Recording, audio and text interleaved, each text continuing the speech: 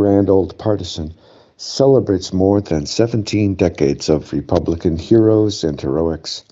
Today, I spotlight a classic of American political rhetoric. As elections near, patriots can take inspiration from the speech that launched Ronald Reagan's political career. Quoting from Back to Basics for the Republican Party, his ascent to the presidency began the year the GOP suffered a crushing defeat when Barry Goldwater was the party's 1964 presidential nominee.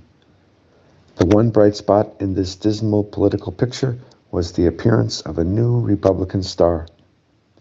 Goldwater dared not make one last televised appeal to the electorate.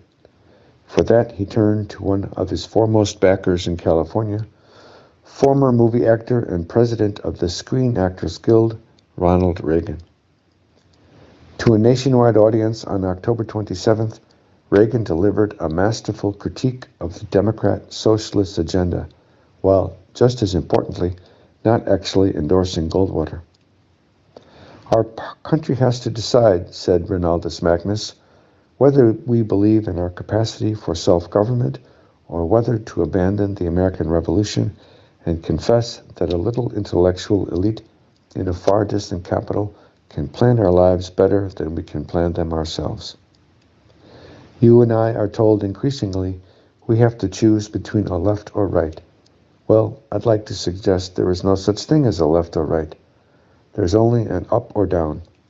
Up to man's age-old dream, the ultimate in individual freedom consistent with law and order, or down to the ant heap of totalitarianism.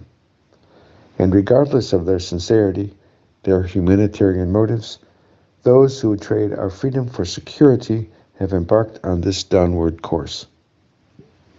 You and I have a rendezvous with destiny.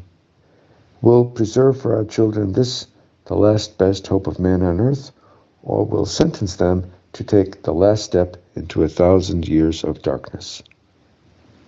Back to Basics for the Republican Party is my civil rights history of the GOP. To quote the book, the more we Republicans know about the history of our party, the more the Democrats will worry about the future of theirs. For more information, see grandoldpartisan.com.